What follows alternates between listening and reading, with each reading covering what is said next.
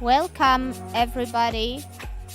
We have like 5 minutes to the stream and to the actual event, so we will kindly ask everyone to take a seat because afterwards it would be great if you limit your movements so that those who are with us live on social media see everything in the most great way as it's possible. Thank you very much. So once again, can you please take your seats?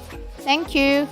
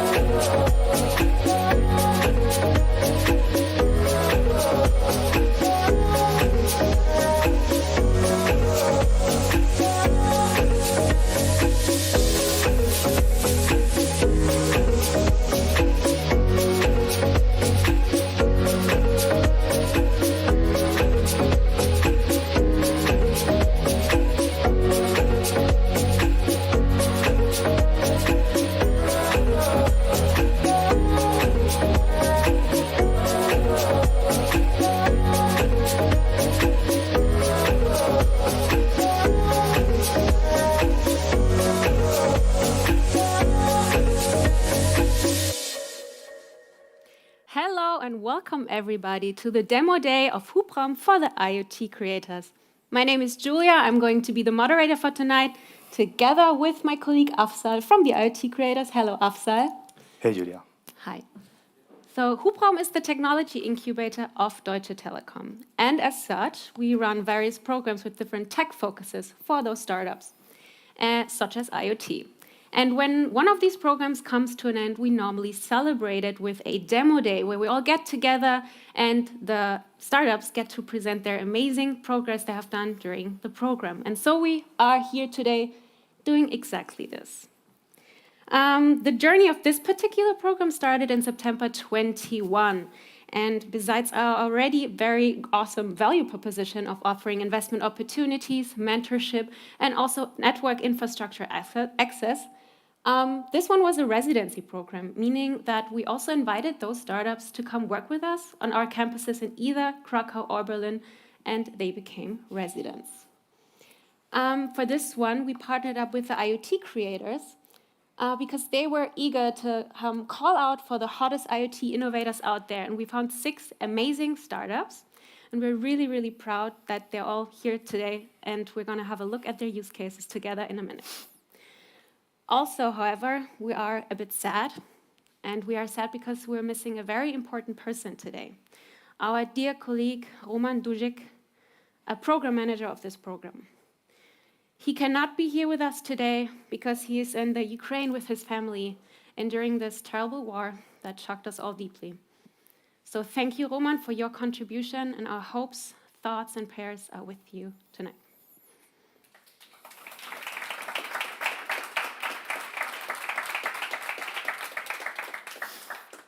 So let's have a look at today's agenda.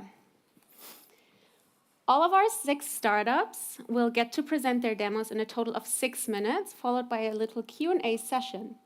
And as you can see in between, we are really excited to have 2 amazing keynote speakers that are here with us, getting their take on IoT and their thoughts and share their inspiring insights. One of them is Dr. Alexandra Mikityuk, co-founder and CEO of Stacks. And we also have Florian Dücker, who is one of the founding members of the IoT Creators of the Deutsche Telekom. And this is actually the perfect cue for me to hand over to my colleague Afzal, since he's also from the IoT Creators. Thank you, Julia. So, technology is going fast, right? And the world is changing fast. Statements that you hear very often on tech meetups like this and in keynotes. And to be honest, I always used to disagree. And I'm going to tell you why. Because drones, for example, we are already talking about it for a very long time, but it's not mainstream yet, right? When I'm in a traffic jam and I want to have some coffee, I cannot go to takeaway.com and get a coffee via drone. It's not mainstream yet. Yeah, it's a luxury problem. So that's why I used to disagree when people are like, it's going fast. But you know, next month, my daughter, she will turn 8. And she will have 2 birthday parties. One at home, and the other one, Roblox, Metaverse. And the birthday party at Roblox, it's as important as the physical party at home. Because she has her own house in Roblox. Yeah, she has friends. So she's really planning a Roblox birthday party. And as present, she don't want to have toys. She wants to have she wants me to top up my Google account so that she can buy a new avatar. Yeah, so technology is going fast. And how is a company like Deutsche Telekom going to be part of that? Not by selling SIM cards. So a company like Deutsche Telekom, we need to switch from exploitation mode, you know, selling SIM cards, selling data bundles, to exploration mode. We need to learn how we can stay relevant, how we can be part of this new world. And how do you learn? Startups are very good at learning. They are doing it every day because they want to find new value rapidly. But at the same time, a company like DT has a lot of experience and knowledge. So basically, a corporate and a startup is a match made in heaven. Yeah, because we can help startups accelerating their development. Yeah, they can learn from our experience. And we can explore the market together with them, explore the new market together with them. So that's why this program is super important especially for the IoT Creators team in Deutsche Telekom, because becoming part of this new world of IoT is not only with SIM cards, but it goes far beyond SIM cards. So I'm super excited to be here today, especially today, because we are going to see real innovation from Lemon, Pebblebee, Firefinder, MTAP Smart City, Gas 360, and Arcticus. So I'm super excited, and over to Julia. As mentioned before, all of the slots of the startups pitching on stage will include a little Q&A session, and we would love to involve you in that. This is why you can go on menti.com, insert the code, or scan the QR code and submit your question if you have any, and we will ask it for you. So without further ado, it's time for me to introduce to you the first startup on stage. They develop a smart jewelry bracelet with an integrated loud alarm for non-violent self-defense. I'm really happy to have you here. Welcome on stage, Susana Gomez from Lemon.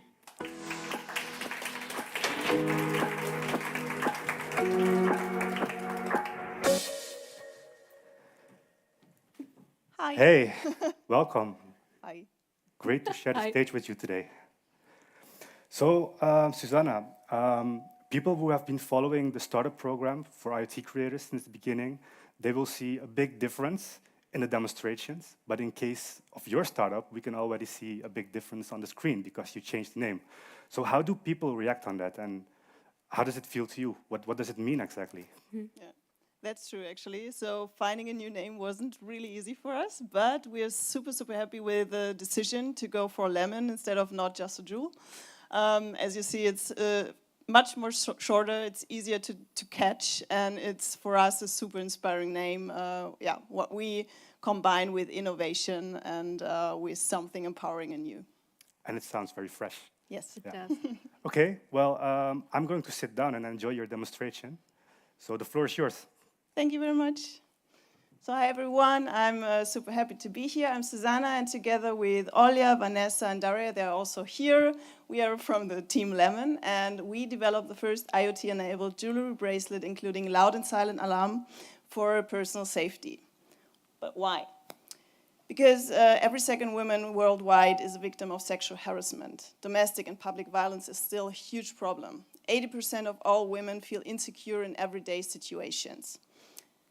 Our mission is to strengthen the sense of security of these people by combining innovative technology with design to enable them to actively and self-determined protect themselves and others. By entering into this IoT Residency Program, we had our first, actually our second working prototype, including a loud alarm, Bluetooth and USB charging. And with this, we were able to already collect a lot of feedback and to prove the sound performance. Going to the next generation of the product, we included a lot of really exciting functionalities. So we went through custom antenna design and also developing packed electronics. We also developed a highly intuitive trigger mechanism with which we went for patent application. At this stage, we also included a modem for LTE connectivity. And this is actually the product that we developed during this program. So as you see, we had to fit in a lot of technology in this little bracelet.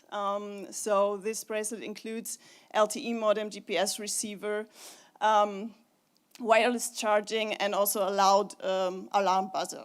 And yeah, so I'm super proud to present the product to you today. So later on, you can also come to us and ask us, and we can show you everything. But right now, I want to show you the alarm.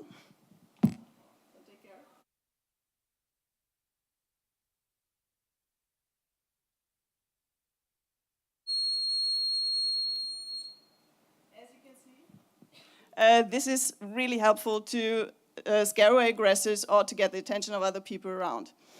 So, yeah, and while selecting the connectivity options, for us the main requirements were to energy efficiency and selecting the smallest dimensions for electronics, and also a good coverage. As our device only needs to perform in case of emergency, The estimated average of the data of the user, the volume of data, what is used by the users is quite low. So with this in mind, we selected the Nordic modem that works with NB-IoT, CAT-M, and GPS technology. Via our app, the user can connect the bracelet, invite guardians, and also activate a 24/7 emergency service. And the communication with the guardians happens only via SMS, so that they don't need to download the app. And as we have a standalone device, the bracelet is able to collect the GPS data itself and also start the the emergency process by sending requests to the backend. So our backend is designed to accumulate core logic and communicate with all the external services. We developed the app to connect the bracelet so that every bracelet has only one owner, and we also already successfully implemented our cooperation with the AXA Insurance and their 24/7 emergency service WayGuard. So every user can invite up to 3 personal contacts as a guardian or activate the WayGuard service. So if you trigger the loud alarm, or also with this button, so it's a press button that you need to trigger for 3 seconds or longer. In both cases, the app will then send SMS with the GPS data to your pre-chosen contacts. If you want to deactivate, you can again press the button directly on your bracelet, and the app will send out the SMS to stop the incident. We generate our revenues through selling the bracelet and also through a monthly subscription-based model. And in the future, we want to enter the B2B business. We just successfully completed our crowdfunding campaign and sold the first 120 bracelets to early adopters. And we achieved this by a PR activation and also by the support of unpaid ambassadors. Right now, we have started the production of our first 100 batch, and we will send our first bracelets out to our customers in May. So really excited about that.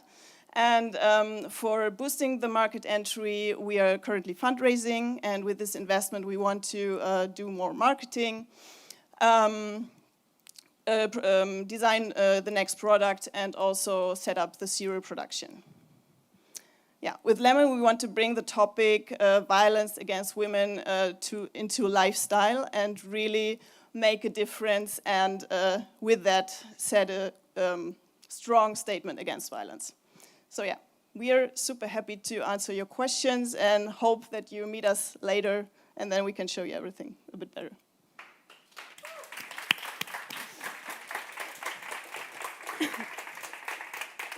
Thank you so much. This is really inspiring. We're so glad you were part of this program. Thank you very much. Yeah, and super exciting that you're going to send out the first batch. Yeah, congrats. So there are a lot of questions, and let me try with a very concrete one. Let me start with a very concrete one. Is there a screen on the device? No. Actually, the cover is a design cover, and it's planned to be also exchangeable, so that every customer can buy several covers and then exchange, and we are planning to do designer corporations, artist corporations to design the cover and really go into jewelry and lifestyle product. Okay, and the next one. What has been the biggest challenge so far? Biggest challenge was to integrate the standalone functionalities. So as I said before, to really get an accurate GPS signal, we right now are implementing assisted GPS. So to really be able to enable a standalone product for our customers. And yeah, so this is something we are currently still working on, and this is a progress to really get to a product that's performing the way we want to have it. Well, there are still questions coming in. Which is amazing. I will show them to you afterwards.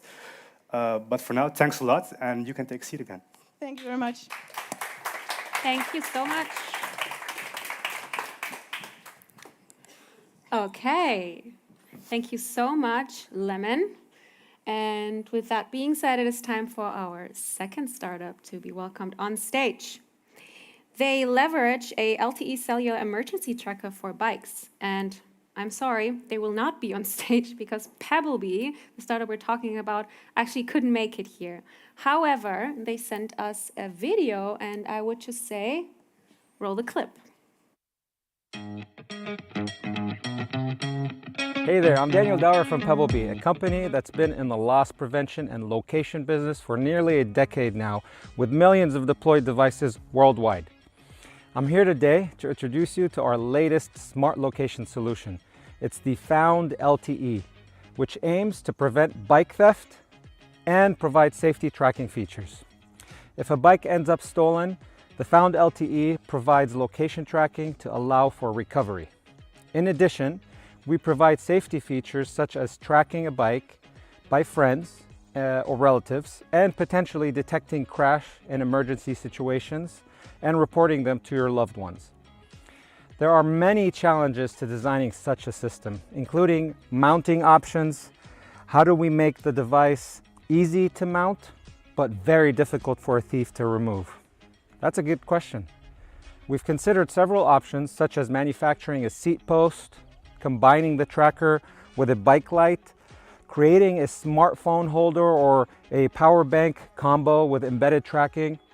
And after considering all these options, we ended up with what we believe is the most economical approach while focusing on solving the main problem, preventing theft and helping with bike recovery. We've created a simple and effective mounting solution using existing hardware designed for use with pet tracking. It fits most saddles and can be installed in under a minute. It's just tucked away under the seat. It can then be quickly removed for charging. However, it's not that trivial to remove while preventing walker-by thieves from snatching your bike. Removing the device actually requires a special tool supplied by Pebblebee. Again, this is not a typical screw that you'd find in the market. It's a specialized screw, making it very difficult for a walker-by thief to quickly dismount and steal your bike, effectively discouraging them from running off with your bike. This Found LTE solution includes LTE-M and BLE connectivity along with the Pebblebee app and cloud solution, all backed by dozens of issued patents in this tracking space. This makes the Found LTE solution ideal for trip tracking and energy saving when accompanied with an owner phone. It provides motion-triggered alerts when owner's phone is not nearby. And we have a very good GPS accuracy with EPO technology and a position over LTE or POLTE, providing approximate location as a backup for indoor applications. Future growth capabilities include crash detection and emergency situation alerting. We're also experimenting with a siren alert when your bike is moved a certain amount of times without owner nearby. The Found LTE can last up to 6 months battery life on a single charge, effectively requiring charging only once a season. We hope you've enjoyed our presentation on the new Found LTE bike theft prevention and recovery system. You can reach me at Daniel@Pebblebee for any questions or comments. Thank you for watching. So this very smart yet very efficient device would have saved me a lot of money, I guess. I don't know, Afsa, how is it in the Netherlands? Is there a market for such a thing? With so many bikes? Obviously, yes. I need one myself as well. Yeah, definitely. Okay. As I said, it's really sad that the guys from Pebblebee cannot be here today, but also, as he mentioned, you can always reach out to him or to us and we'll connect you with him. Thank you so much. Greetings go out to you and thanks. Yeah, and now we are going to take a break of startup demonstrations because it's time for our first keynote speaker. One of my partners in crime and co-founders of IoT Creators, Florian Ducker, is going to join us on stage. And to give a little introduction, He's very good at Microsoft Excel. He's a champion, but that doesn't exclude the fact that he knows how to explore, experiment, how to get shit done. And I would love to have you here on stage with us.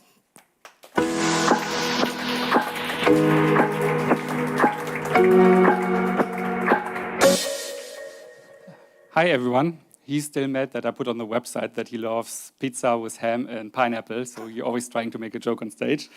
So I was asked to talk about the IoT market. And the IoT market, of course, that's a very broad topic. So I decided to give you a little bit of a view on how I see the IoT market. And I want to start with a rather bold statement, which says there is no market for IoT yet. So who agrees with this statement? Okay, some people looking at me very confused. Some people are laughing, and I think somebody over there is sleeping, but that's okay. So this is how it looks like for me. And you're probably wondering, like, how can there be no IoT market if I'm sitting here being part of an IoT Creators Residency Program? How can there be no IoT market if DT IoT has such a huge program for IoT, right? So let me tell you a little bit about this guy and what he thinks about it, because that is me a couple of years ago when I deliberately decided to join the IoT industry. So I think in contrast to all of you sitting here, guys, you all came to IoT probably by accident because you wanted to find a solution to an existing problem because you saw a need to do it. But I deliberately decided, yeah, IoT is something that I'm interested in. I had an Alexa and 3 Hue lights and I thought I was an expert in IoT. So what I did to find out a little bit more about IoT, I literally went into Google and typed in IoT market. So this is what I saw. 2025 will be 16 billion devices connected worldwide. And I was like, wow, that's good. It's looking good. Everything is growing. Then I found another statistic which says there will be 27 billion devices connected, even better. So, but I was okay. It seems like the IoT market is growing. Everybody is agreeing on that. And then I found another statistic, and I was a little bit worried because it says 75 billion devices will be connected in 2025. So I'm not sure about you, but I was very confused back at that time when I was trying to apply for that job. So I know the market was growing, but for me it was really like, what does that really mean? So where is the IoT market really going, right?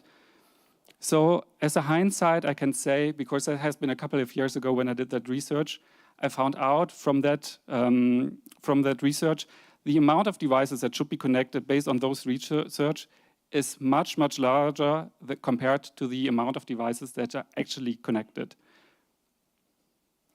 And now you're asking why.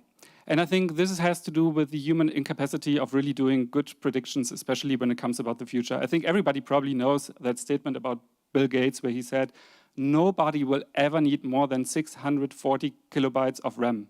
Right? So let's stick with the bad predictions about Microsoft and the future a little bit. So in the mid-90s, intelligent agent was like the biggest hype. Like everybody was talking about that. So Microsoft decided to bring out Clippy. So probably everybody knows that smiley but kindly annoying Clippy thing that tried to improve your productivity. But it did not really work, right? So that disappeared after a while. And you think, maybe where did that technology go? The technology didn't go anywhere. We still have it. Today we have it in form of like chatbots. They maybe are a little bit more advanced when it comes to the technology, but they're still not fully have adapted the mainstream market yet. So you can see like a technology is usually going through different phases. And this is also true for the IoT market. So I'm not going to explain you the hype cycle, but just very quickly, this is the hype cycle by Gartner. And this is a little bit of a controversial method of placing technologies and the innovation, but I think it's a good way of seeing where it is. And I didn't come up with a name because I know that this is not a cycle, but this is how it is called.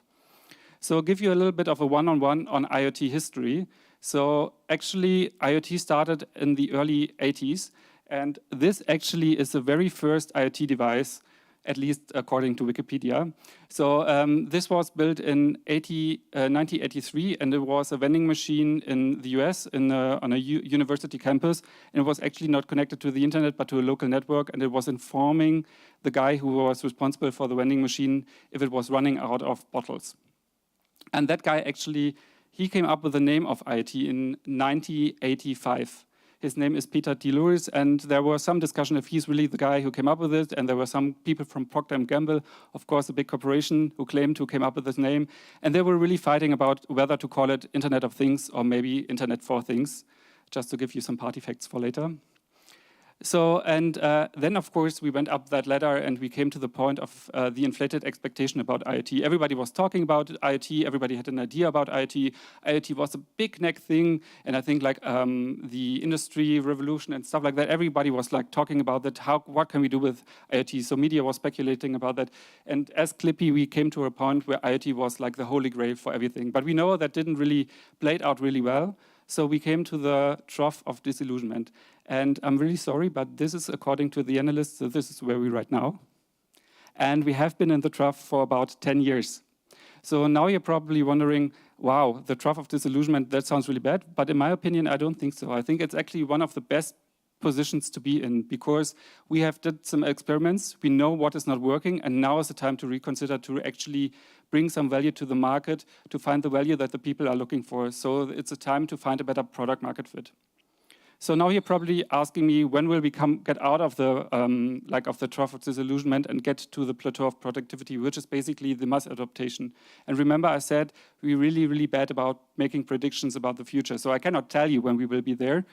And they actually tried to do this with another technology, mesh networks. And over the years, you can see like the mesh network was going back and forth over the hype cycle. And they said there will like 2 years, 5 years, 6 years, 10 years until it will reach the plateau of productivity, and it never really did. So it's really, really hard to predict that also for the IT market. So now you're probably wondering, but okay, we know it's really hard to say when we will get there, but how can we get there? That's probably why you're asking. So what can we do? And if I had an answer for that, I would probably be a millionaire, right? So it's really, really hard to say on how to develop a market. But I Googled some images and I found a really nice slide for school kids teaching about equality, diversity, and accessibility. And I think we can learn something from this because I think even though it's maybe stupid that I just took that concept and applied it to the IoT market, but I really think that could be, at least in my opinion, it could help us to develop the IT market. And I think we all need to learn a little bit more about the IT market because the IT market is so big, really. It's not one concept. It could be basically anything, right? And I'm sure if I would ask every one of you, everybody had like a different definition what IoT is. And even Afzal said recently, the more he learns about IoT, the less he really the more he realizes how little he really knows about the IT market. And I think this is also true about the market itself. So not only like knowing what IT is, the technology, but also knowing what the market really wants in terms of technology. Educate. And I think this is really important because all of you sitting here, or most of you, as I said, came by accident to IoT. You probably explaining to your parents or to your friends, I'm working on a security bracelet to help women. I'm working on a sensor for fridges to make sure that the food is not getting spoiled. But I'm telling my friends I'm working for IoT, and they're looking at me like, so it's really hard, and I'm challenging you. Go home, ask your friends, ask your parents, and ask them to give you a definition what they think IoT is, and you will be surprised. And you will probably be the person on the left-hand side then. So, and I think it's important that we educate the market, not only our family, but also the customer, what is possible to do with IoT. And I think we need to change on how we're working together. I think it is important because now we're in the trough of disillusionment, and I think we all need to come together, work together. And I think we need to decide, and everybody, of course, I'm not going to say this is a holy grail, but I think like consolidation, finding like less protocols, less different things, I think standardization and stuff like this will help us actually to make it a little bit better. And maybe you remember in the beginning of this program, Afzal did a whole presentation about changing the market because there's a resistance to change about digitalization as well. So we also need not only change ourselves, how we work, the technology that we're working with, but we also need to help, learn, and educate the market and change it. So when I say there's no market for IoT yet, I think if we learn, educate, and change, I can think we can build it together.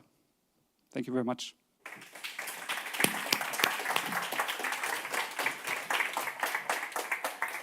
Thanks a lot. That was a Thank you. great presentation. Especially because I've heard a lot about learning and education, which is what startups are doing all the time, right, to find new value. So one question before you leave the stage, especially about the last part, companies pushing back digitalization, innovation. And it's a very mean question, I know, but I'm going to ask it anyway. What is your number one advice to IoT startups when they deal with such customers? As I've said, I think there's not one solution to solve it all, because I think then I would probably be independent and would do this as a consultancy. But I think it's really to understand like what the problems the customers are facing and how you can contribute value to the problem that they have. So I think it's very individual to the problem that the customer have and how you can solve it with your technology or your idea that you have. Okay, thanks a lot. And not only thanks for the presentation, but also for being a mentor during the startup program. Thank you. And you can take a seat again. Thanks. Thank you very much.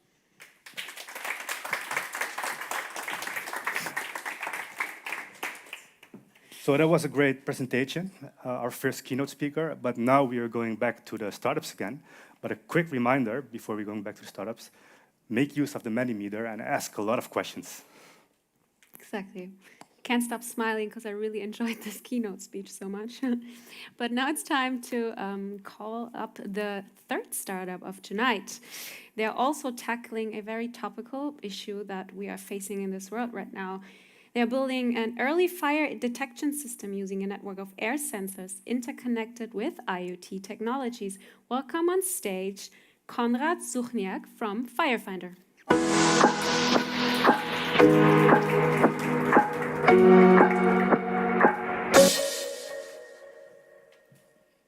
Okay, so hi, hello. Hey, Hello, Konrad. Konrad. Welcome. Great to see you again. Very cool use case. I always tell my friends about it. One question about the program. How did you experience it so far? I think it's okay. We can tackle and solve many technical challenges. So I think taking part in this program will be very, very valuable for us. Thanks. Can't wait to see it. Floor is yours.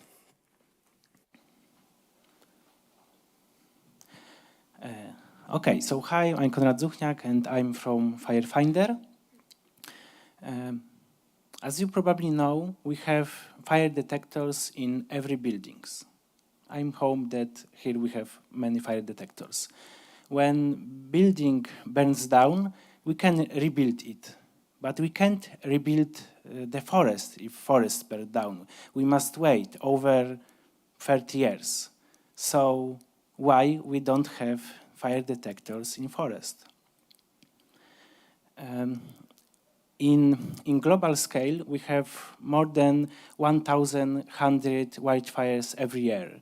This is tremendous amount, and this destroy more than 117 million hectares of forest area. Losing each hectare generate huge economical and environmental losses.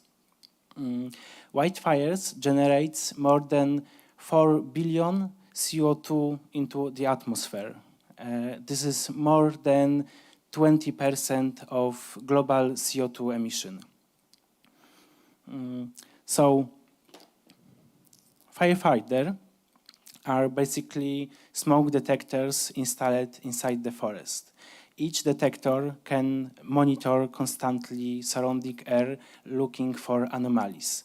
And even if small amount of smoke are detected, we can immediately send data to our central server when our AI algorithms analyze data from network of sensor and determine the exact location of fire and eliminate the false alerts. If danger was confirmed, we can immediately inform the local firefighting services.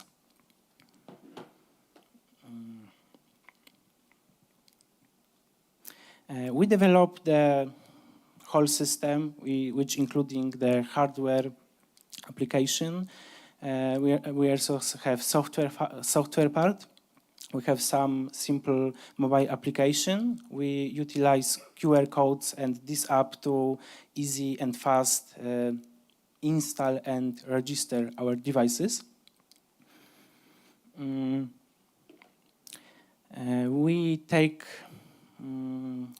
have cooperate with Polish State Forest and with Polish Forest Research Institute. And thanks this cooperation, we can take part in the controlled burnouts inside the forest. And it was perfect occasion for us to test our solution in real environment. We installed dozens of Firefinder sensors in the forest during this test. And what you can see on this movie, this is our dashboard of our Firefinder application. Each circle represents the particular fire detector. And during the ignition was started, during the fire and smoke was spreaded, the more sensors can detect smoke. If the smoke signal exceed some threshold, they start alarming, and this is visualizing here for the changing color from green to red. And for us, it is kind of proof that these devices work, because many of our sensors detect the fire very early after the ignition was started. We recorded that even detectors located 400 meters from the source of fire can detect the fire in less than 5 minutes. And in my opinion, it's astonishing results, because in general, in firefighting problem, the time is crucial. Also, we used IoT connectivity, and it is also important for our use case, because this technology itself is very energy efficient. Also, our sensors are extremely energy efficient, and thanks to it, we can use only tiny solar panel, even in shady forest environment, and still this is enough to power up our devices and to maintain its working. Okay, and to sum up, we made with cooperation with T-Mobile and with Forest Research Institute. During tests, we made some short movie, and we would like to show the presentation you now.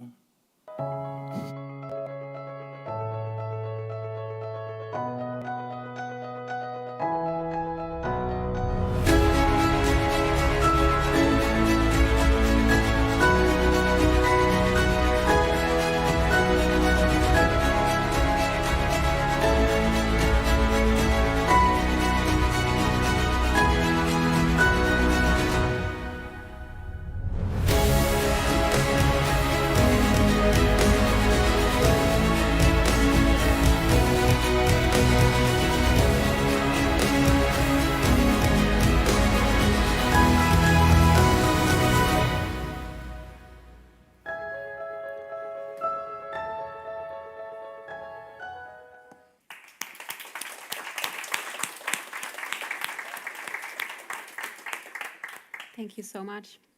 Thanks. It's very cool to see the device in your hands now. Again, a lot of questions. First one, how many sensors do you need per square kilometer to have enough coverage? About 3 to 4 per 1 square kilometers. Okay, that's pretty good, actually. Yeah. And when it comes to connectivity, is the mobile network connectivity sufficient, or do you need hubs for it?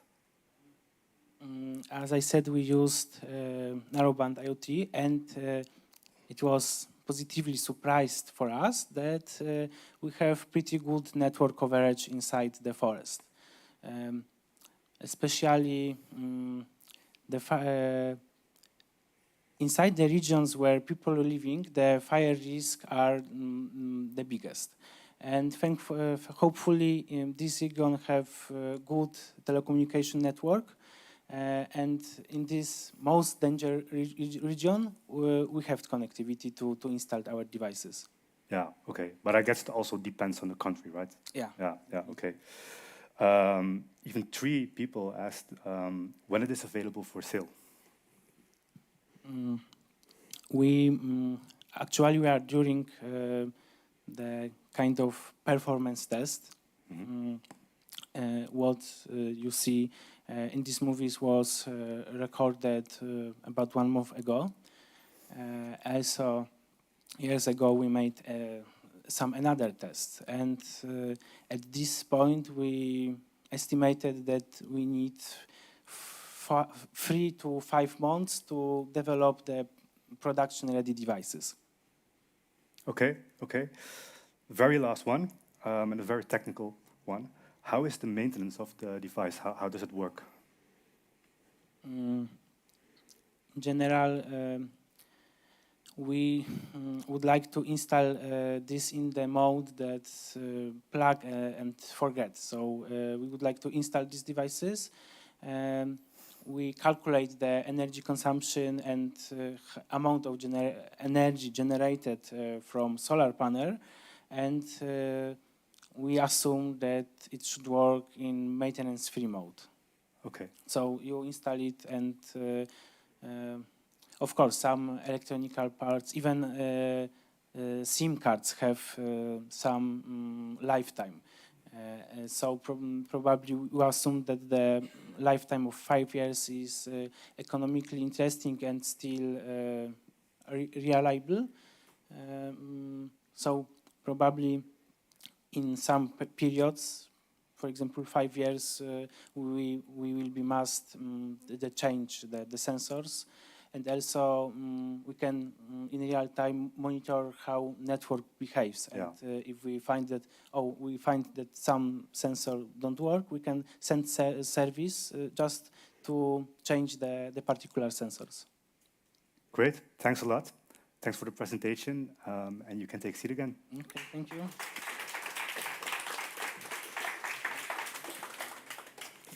Thanks, Konrad and the whole Firefinder team. And the next startup to present their awesome solution is called MTAP Smart City. They equip street lamps management systems with unique smart suggestions powered by artificial intelligence. Welcome to the stage, Viktor Krzyzewski.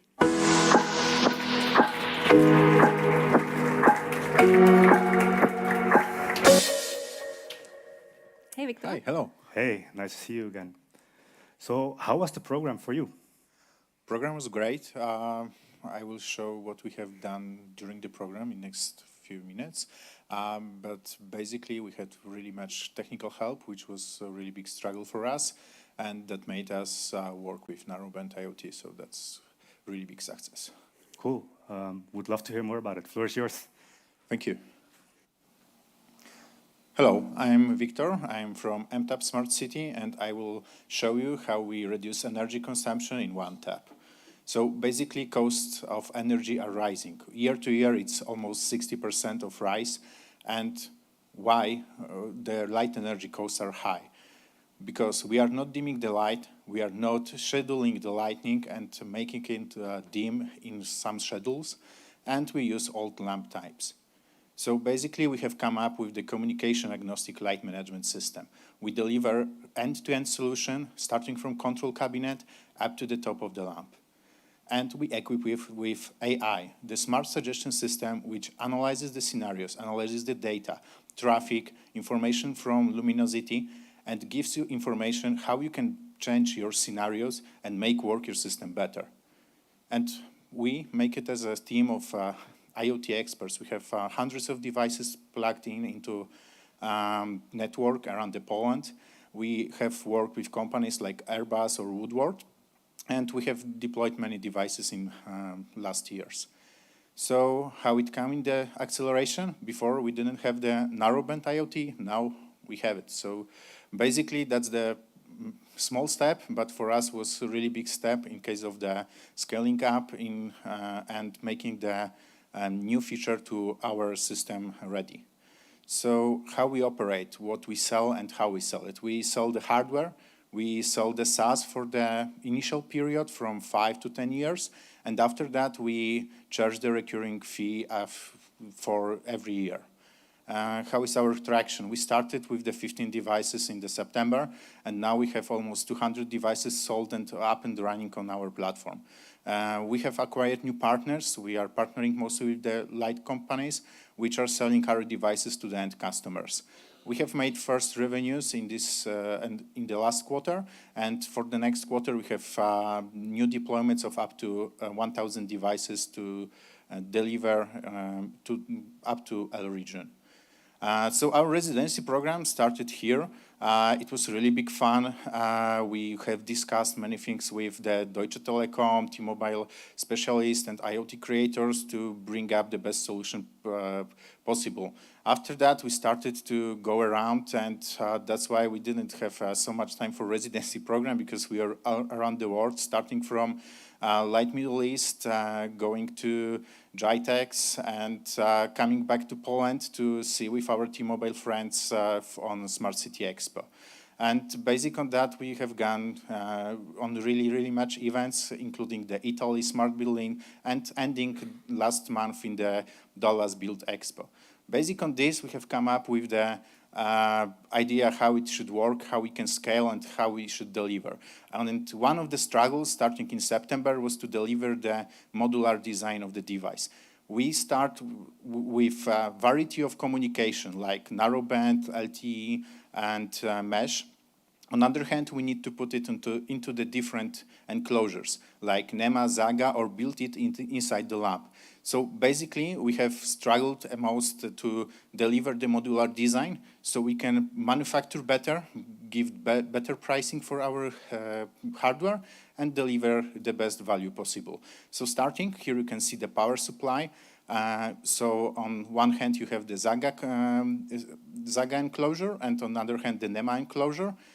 And basically, we are adding and stacking up next PCBs, which makes our system really versatile and modular. Based on that, we top up with the communication, like the antenna for narrowband or mesh module on the NEMA on the right side. So basically, for the nearest future, we have opened the seed round. We are open for investments. We've already VCs interested into investing in us.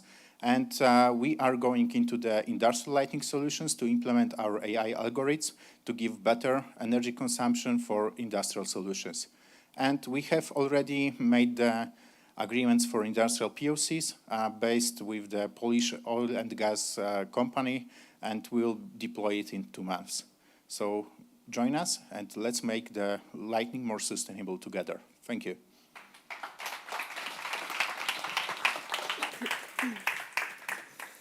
Congratulations to your big successes.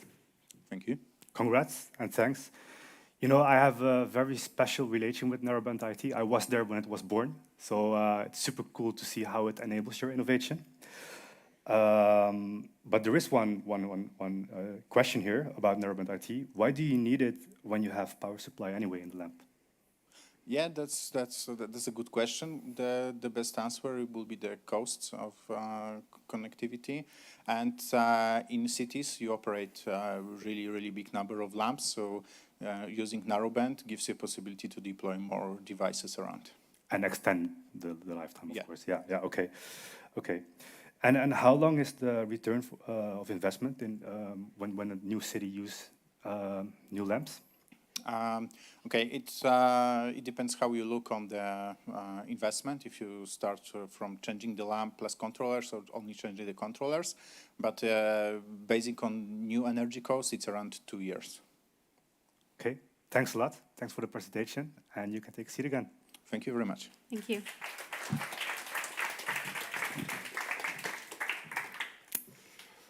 I'm really excited to announce the second keynote speaker of tonight. As a former colleague and dear friend of mine, I have watched her inspiring journey for a long time now. She is co-founder and CEO of Stacks now, and together with her team, she is redefining connectivity and management for IoT with the power of blockchain. So we are really excited to hear your thoughts on changing the perspective of IoT with the Web 3.0. Welcome to the stage, the amazing Dr. Alexandra Mikitiuk.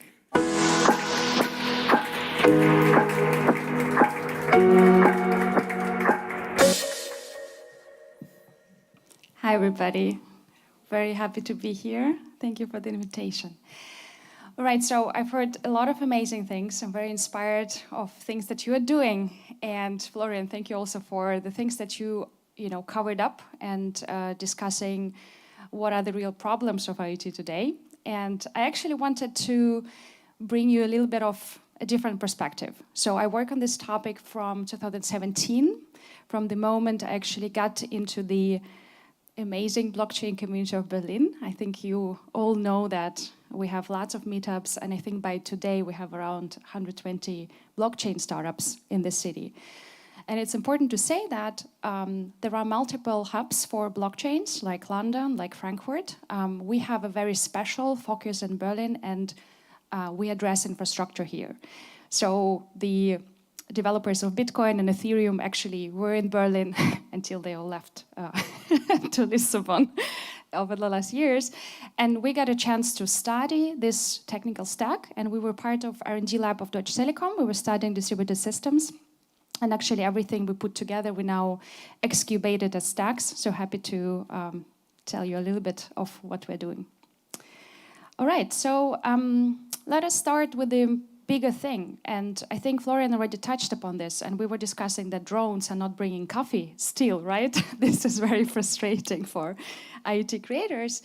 And we actually figured out that we as humans, we already have extended lots of functionality into smart devices today. And I think everybody feels it. Because I think around 5 years ago, it was still like, where is IoT, what is happening, etc.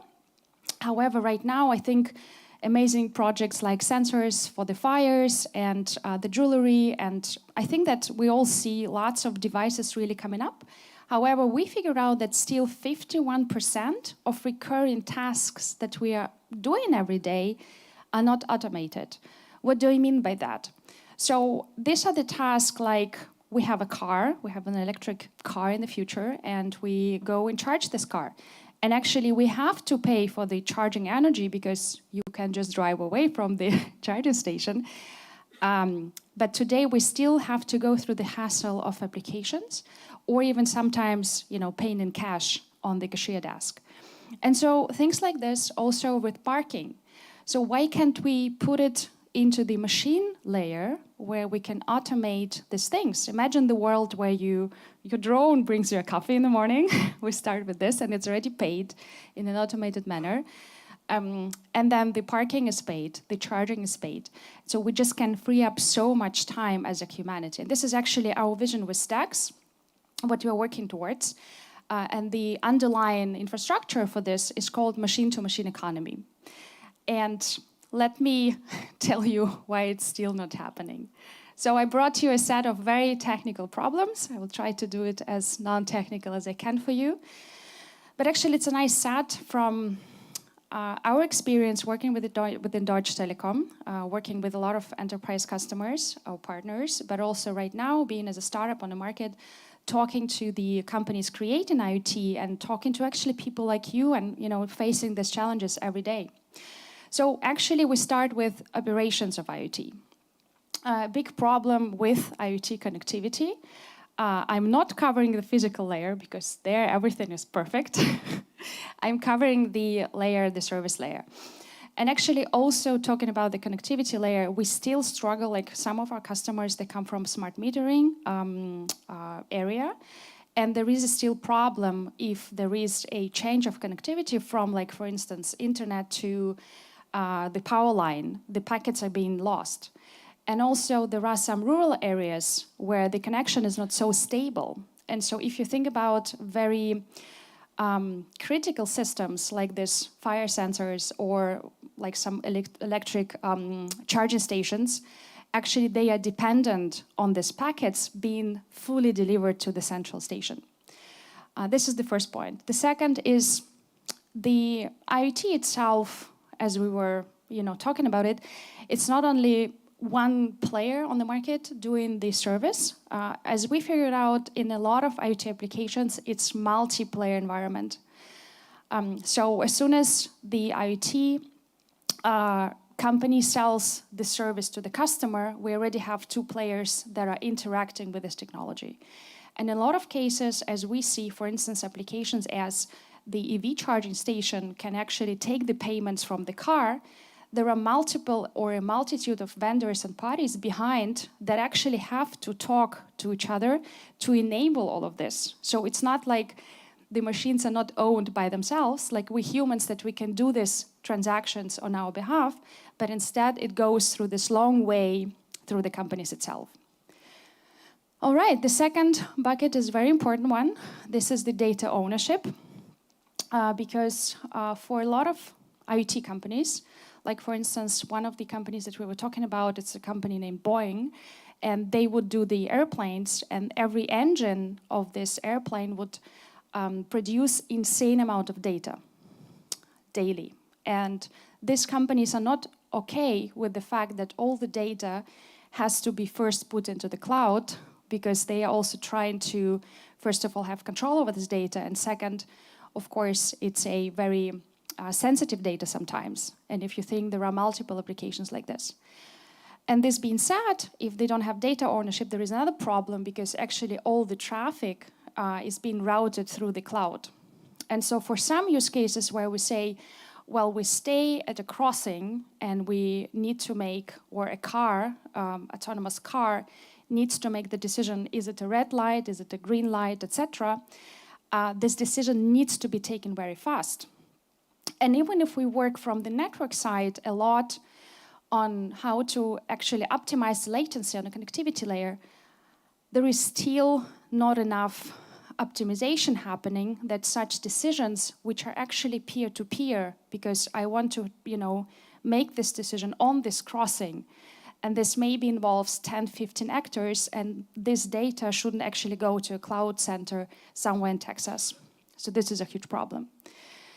And last but not least, actually becoming more and more interesting, this is the IoT security. It starts with, all right, my whole data is within a cloud environment, and it does happen that clouds go off. I think the latest on Amazon, a huge part of US has been shut down for like 5-6 hours in December. And this is a huge problem. If we have a high sensitivity system, which just goes off, like for instance, lightning in the city, or some critical system within a hospital, like this cannot be happening. And on top, what we also learned together with our customers, the IoT today is not actually as secure as we might think, because lots of systems, they even don't have any means to encrypt the data they're sending. So it's all sent, of course, somewhat encrypted, but still, I think it's a lot of things that we have to improve still. Collectively, so that we can actually achieve this machine-to-machine economy in the future. All right, so I wanted to uncover the value of blockchains and distributed ledger technologies and the whole Web 3.0 stack, because this is what it is, how these problems can actually rediscover these challenges of IoT and solve them. And that's really interesting, because it's a new technology that can solve things that haven't been solved on the infrastructure layer for the last many, many years. And this is what we're doing with stacks. We bring Web 3.0 stack for the IoT, and these are the 3 values that we see for our customers today. So we start with the fast integration, and let me tell you how it works. So I'm not sure, but is somebody mining here in the audience? Nobody is mining. All right. It happens. It's okay. So how to mine? Okay, very, very quick intro. There is a code which is somewhere in the internet that you can download. Well, right now it's a little bit too late because the prices went up, etc. But this is what it is. You just have this code and you become part of the network. And by the end of the day, what happens during this process, you join the network. So in a way, it's an integration that happens. So what you can achieve with such technologies, you can integrate faster. You can just put nodes on different parties, on different companies, on different devices, and actually have your network within one day. This is insane, because we've seen IoT integration projects that lasted for years, right? The second is a new paradigm on resilience and security. There is no central point. It's a distributed network, it's peer-to-peer, you can't kill it. Like nothing can happen to this network. And on top, all the information is also not stored in a central spot where the hackers are very incentivized to get into the server. It's just distributed on a network. So it completely changes the way how we seen security before.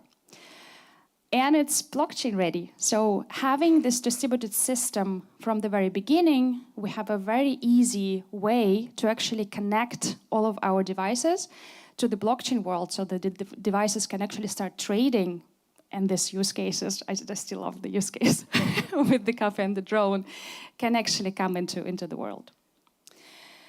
All right, so let me cover some of the things. It's not something unrealistic. That's actually what we're doing already today. So we started with implementing very interesting smart city use cases where we do data telemetry. It sounds really boring, but by the end of the day, what happens is that we give the city the ability to take back control of their mobility data. So we are able, through this distributed and secure stack, to interconnect all the different data points on mobility from different vendors within one city, so that you as a user or as a citizen actually can see, okay, where is the next charging station? Where is the next scooter that I can rent, maybe even directly on Google Maps? And I think that's amazing because today we can't do this. And instead you have to go to different applications to actually kind of collect this data for yourself. The same is applied for smart utility. Lots of problems there because, I don't know, but in my house, a guy still comes once a year to read the data, right? I think it's in 2020, it's kind of really, really weird.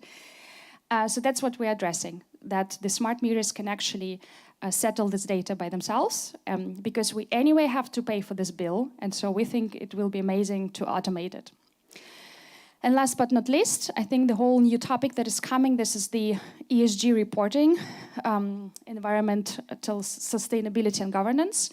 And this is where every city in the future or every building will have to report how much waste water they consume, how much waste they produce. And it's, again, a lot of overhead, maybe even manual that will be coming towards us, what we think can be easily handled by such amazing startups like you are, and technologies like we produce, so that we can just settle it in an automated way. And just the last thing, I just wanted to show you how it all works together.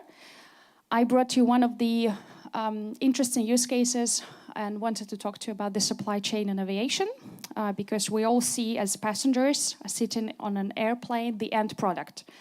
It's a plane, everything is stuffed, right? We have the water, we have the food, etc. However, there is a huge ecosystem around with multiple players that actually interconnect together and settle lots of things that actually this plane journey is happening. And you know that sometimes they're getting late because some of these processes are still not automated.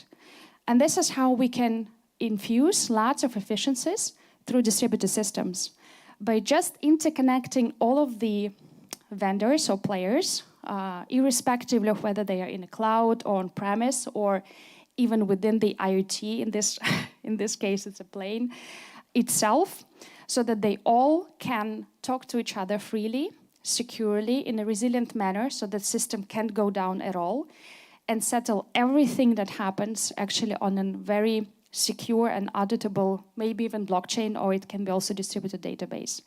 And in this way, we can actually, hopefully, make this whole machine-to-machine economy happen and address lots of problems that have been already discussed here before. Thank you.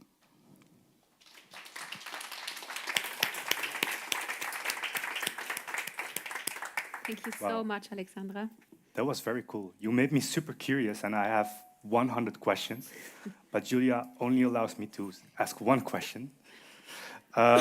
So, I really believe in this concept of using blockchains for IoT data, but I have to admit that my view on IoT is very limited. It's based on connectivity and sensors, and most of my customers are in the getting started phase. So they don't care about blockchain, they just want to have a web page with their data. So in which industries do you already see this movement of using blockchain for IoT data? Yes, I understand. So coming from the blockchain perspective itself, that they really want to settle something on a blockchain, this really comes heavily from the ESG industry. So everybody who is now forced to do ESG reporting is actually, questioning how to do it. And that actually helps them a lot to settle it directly on a blockchain so that for audits, they can later on show all of these things. So this really becomes interesting and real. On the other side, I think how we are doing it, we're doing it undercover. So we use a lot of blockchain stack for connectivity. So they even don't understand that there is a blockchain, there is a wallet, and so many things can be done in the future. We just bring new connectivity protocols, something like much better than VPN, which is much more secure, much faster, etc. And they already start to use it because it just as any next generation, much more superior at this place. Exactly, but it's still in some cases in a stealth mode. Okay, thanks. Welcome. So thank you so much for this very, very, very inspiring talk again. You said you're going to redefine everything. And also, I think there's kind of no doubt that with what you're doing, you're going to revolutionize the whole market. What's the ultimate goal, the ultimate vision of Stacks? Right, so I think I covered it a little bit in the beginning because I'm very excited about the world where we as humans have to deal less with all of this. Because I don't know how you guys, but it's becoming more and more and more. And if you are involved into everything that is happening right now, from IoT to NFT, that's really a lot. And I think it will only grow. And so we really want to build this machine-to-machine economy where the machines can actually settle on our behalf. And we ultimately kind of evolving into AKA PayPal for machines, where we can enable settlements on the Web 3.0 world for the future securely. That sounds like a big vision, and I'm pretty sure you'll reach it, and we're excited to see it. Thank you so much. Thank you. Thanks a lot.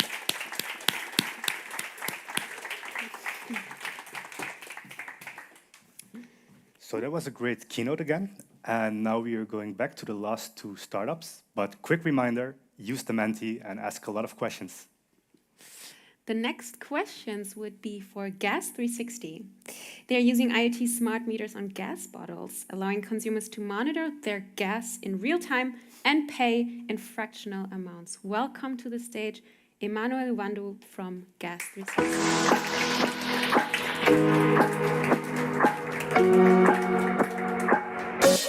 Hey, Emmanuel. Hi. Hey, great to have you here again. Yeah, sure. So, what is very interesting about your startup is you basically started your operations and your business in Nigeria. And then you extended your business and your operations also now in Europe, in Berlin. So apart from the program, what is your experience? Yeah, thank you. I like your sweater. So.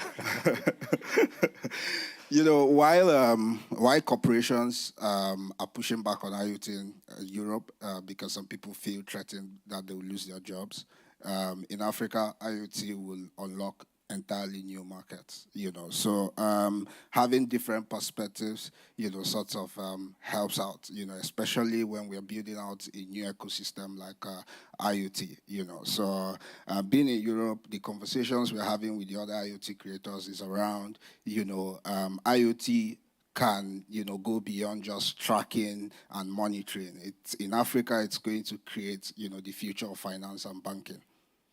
Thanks. Looking forward to your demonstration. Stage is yours. Thank you. Hi, everyone. My name is Emmanuel Wandu from Gas 360, and I'm happy to be here. I'm here with my colleagues, David and Ore, and we're happy to, tell you about our journey and how far we've come.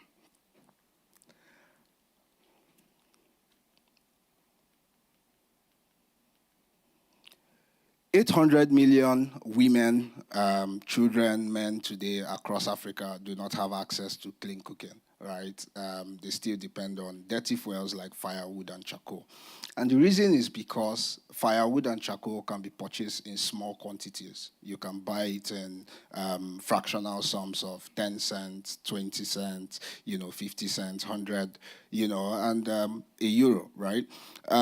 But clean cooking LPG fuel requires them to purchase it, in larger sums, like €12, €15, €20. And many people do not have that kind of upfront capital to make that investment. And we currently do not have an established credit system like you have in Europe. As in Europe here, you can walk into a store, pick up a TV, and they have your credit history. You can pay over time. In Africa, we currently do not have that. And that's the problem Gas 360 is solving. Gas 360 is an early-stage startup using IoT to increase access to clean cooking fuel for developing economies. Before Hubrom, we had two variations of our smart meters.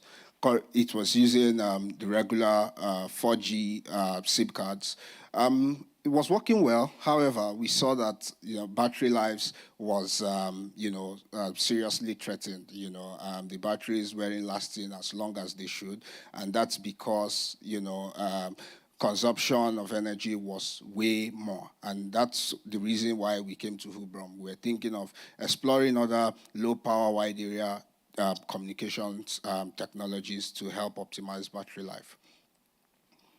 When we came to Hubrom, we developed a LoRa communications module to help optimize battery life, and also upgraded our app such that the pay-as-you-use feature will be in full drive. We decided to go with the 4G LTE PCB.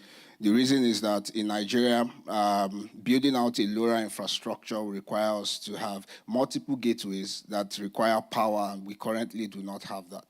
Then we also decided to go with a single board with detachable communication modules that allows us to experiment with multiple communication networks and systems as well. While we were here, we designed the flow meter, and it's working perfectly now. And we built out the third version of our smart meters, which currently is in deployment. Our business model is simple. We charge $3 monthly to the distributors, and we earn 5% of commissions on every LPG that is distributed through our platform. We spend $100 to get the customer, and the value that we earn from these customers over a 24-month period is $3,500. So you can imagine in a couple of months we'll be smiling to the bank. So far, our traction has been excellent. When we came to Hubrom, we had less than 15 customers generating less than $300 monthly. But as of today, we're averaging $95,000 month on month. We are serving 235 customers. And of course, most of our transactions as well, they are cash-based. However, with our platform now, we are digitizing all of those payments. Our next steps, we are launching the fourth version of our smart meters in Lagos, and we are opening up a market in Rwanda by Q3, early Q4. And of course, we would be championing IoT solutions across other sectors as well in Africa. Thank you so much for listening to us, and we hope that our experience can sort of inspire new ideas that can unlock the opportunities for IoT in Europe. Thank you.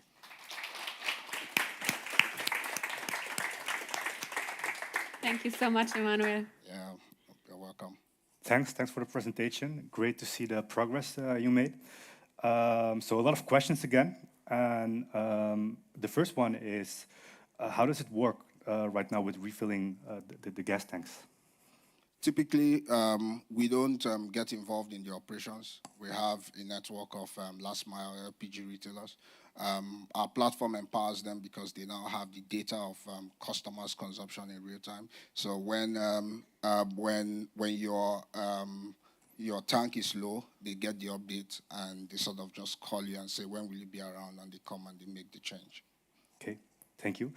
And how about the coverage in Nigeria? Are you in touch with other companies to do it together to deploy LoRa gateways?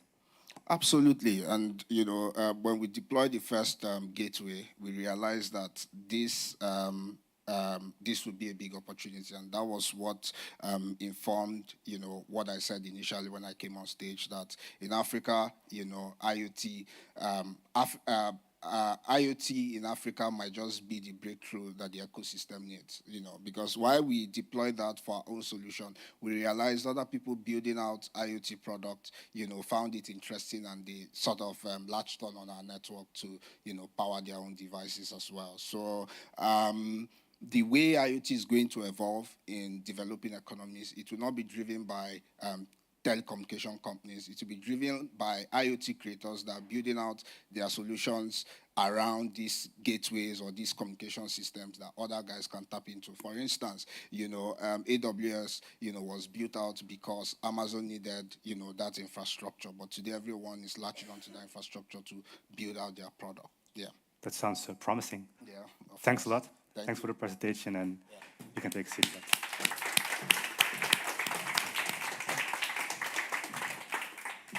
Thanks a lot to everyone from Gas 360. And last but definitely not least, I want to call up on stage Arcticus, who are providing remote monitoring for professional refrigeration with universal sensors that make the devices HACCP compliant and safe. Welcome on stage, Michal Olszewski.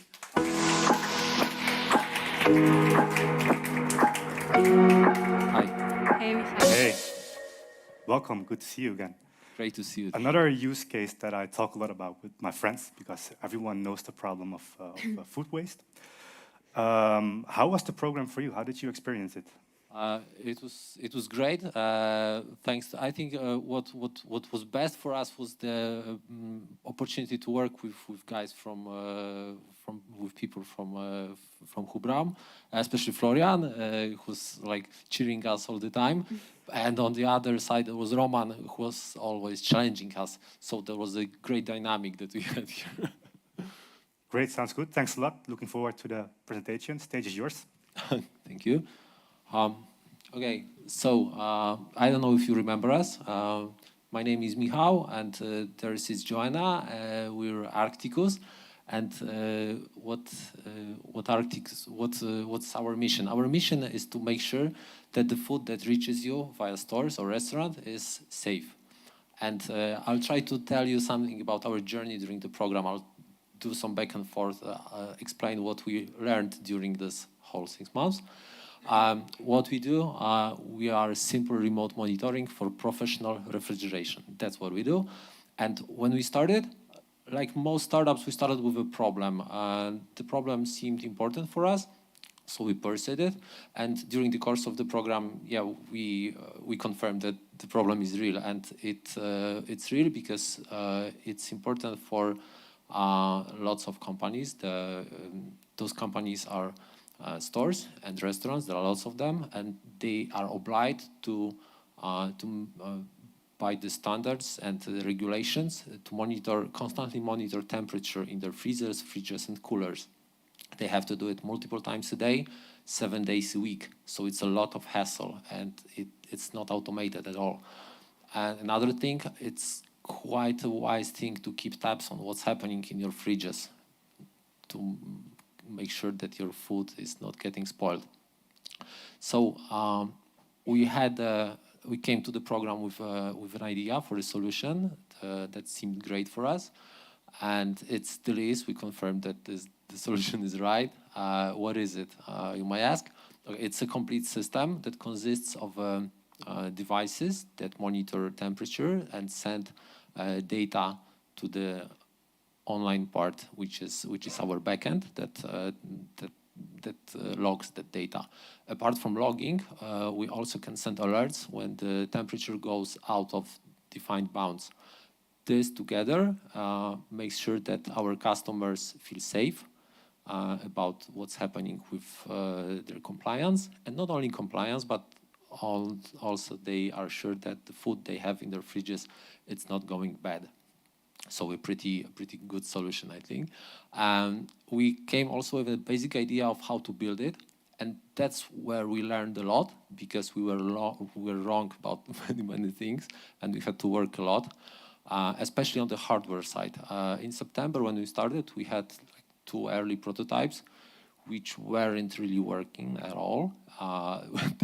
They were plagued by problems.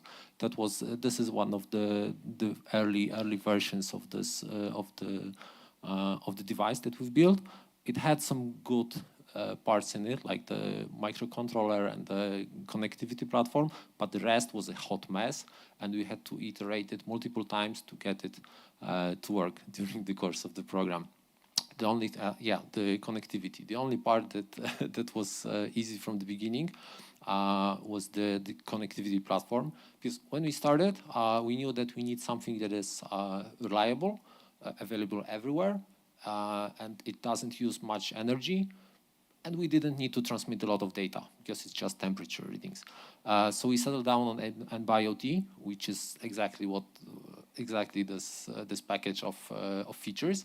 And when we found out that there's a IoT Creators platform available, we were super stoked, because like it solved all of our needs. It was super easy to implement. And when we joined Hubraum, we had the opportunity to work directly with people responsible for it, who were great. So it helped us a lot and gave us a lot of confidence in the technology. But yeah, what we learned, the most important thing that we learned during the program is that hardware is super hard. But yeah, it's super hard. Right now, what I have here in hand, it's a device that works, and it's in a 3D printed enclosure, which is suitable for the small scale production that we are at the stage at right now. We need a limited number of devices, but what you see on the screen are the renders, blueprints for the modular devices that could be mass produced in large numbers. They were designed by a great company that worked together with us during the course of program. They are from Ukraine, from Kiev, and actually they finished the project a few days before bomb fell in the vicinity of the office. Yeah, that happened. But you probably asked, okay, so after all those problems, does this thing work? Yeah. And yeah, it does. And I would love to get some applause from you. Yes, thank you. But that applause, it's not exactly for the device, but I guess it's for the whole our team. It's not only me and Joanna, but also a group of great people that join us during our growth here in Hubraum, and they help us still. They are still with us. So the team stayed the same, and we love working together. And also the business model stayed the same. What we devised at the very beginning is still viable now. The business model is monitoring as a service, offering our customers opportunity to lower the capital costs of starting that monitoring. And for us, it's a source of recurring revenue. So we win for both sides. But no business plan survives meeting the actual clients, and we had to adapt it a bit, because we had we compiled during the program a very nice list of potential customers, but we found out that we have to trim that list a lot, because we're still too small and we're not ready to go to all of those groups. But we have some customers, some types of customers that respond very well to our proposal, our thing that we do. There are maintenance companies, hardware producers, FMCG corporations, and chains of restaurants and supermarkets. And right now we just started testing with a major customer that is a leader of one of those categories. I cannot tell you more because we have super strict NDA about it. But after the test, if it goes well, and we hope it goes well, it's a big company, and we will become ramen profitable after this first client already. So it's super nice for us. And the future. There are some things in the future that we await, and we're very eager to have more clients. This is the top priority for now. Acquiring more large B2B clients that will love our solution. And the second thing, during all the work with potential customers, we found out that there is a group of them. Maintenance companies that need not only monitoring solution, but also some data analysis. And we're building a software solution that will complement our hardware and will bring us additional revenue streams and more customers. So that's happening right now. Oh, and we also plan to have a lot of fun because IoT is fun. It's not boring or it's not in some depression, as Florian said. It's fun. And we're Arcticus. It's simple, universal, reliable. Thank you.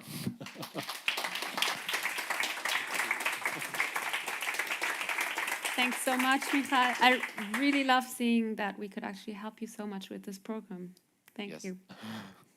Thanks. Great progress. And you know, I was waiting for the challenging questions, and it looks like the audience saved the challenging questions for the last. So we are going to play a little bit good cop, bad cop, because Florian is always encouraging you, and I'm going to ask a challenging question.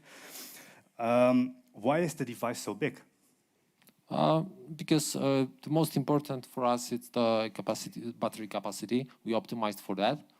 And like the industrial fridges that are our most important target are big. Yeah, so yeah, like but what we already know, it's for many of our customers that we have in pipeline, the size constraint, like the size would be completely different because they don't need battery power, and we can plug directly to the mains inside their device. So the size would be much smaller. It won't need enclosure even. So basically, physical space is not a problem at all when you look at your target customers. Yep. Yeah. Okay. Another question is, how did you find out how your customers that they are willing to pay for this solution? We run tests with them. We ask them questions. We try to find out where's the pain level for them, the pain threshold, and we are actually surprised that sometimes it was higher than we expected. Okay, makes sense. And another question is, what you see with a lot of IoT use cases is that a startup makes a solution and the sensor and the smart device, and then later on the manufacturer is going to make the original machine connected themselves. Do you expect the same with industrial refrigeration? Actually, no. Yeah, we are afraid about this very thing at the beginning, because what we did is kind of simple thing. You can actually, the first prototypes were built with totally off-the-shelf pieces, like joined together. But the refrigeration industry is super backwards. We are amazed when we met with hardware companies, what are they working with, what are their ideas right now. Like, if there are some connected industrial fridges on the market, they all of them use 3G. That's the level of technology that is fresh, new, and it's wow at the industry conventions or. Good for you. Okay. So we're ahead. But okay, if someone buys that idea from us, great. We'll be happy to help them build the version inside bigger positive company. Mindset. Thanks a lot. Great to see your progress, and you can take a seat again.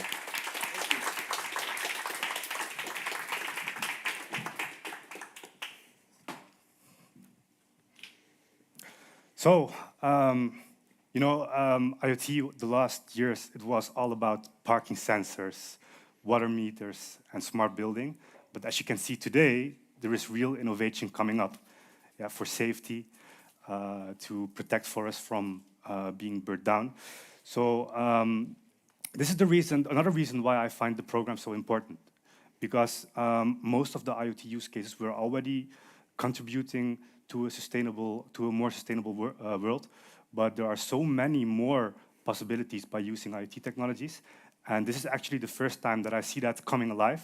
So I want to thank all the IoT startups here that you made us part of your learning and development journey. Thanks.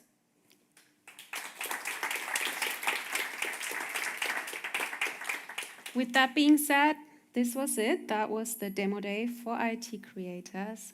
Thank you so much for being part of it. Thank you for everyone who contributed to this, for the amazing Hubraum team, for everyone from IoT Creators, for the amazing mentors that guided the startups along this way, and of course for our speakers too. And the startups that we wish all the best for their future endeavors. We will always stay in touch for sure. And with that, I say bye-bye and thanks.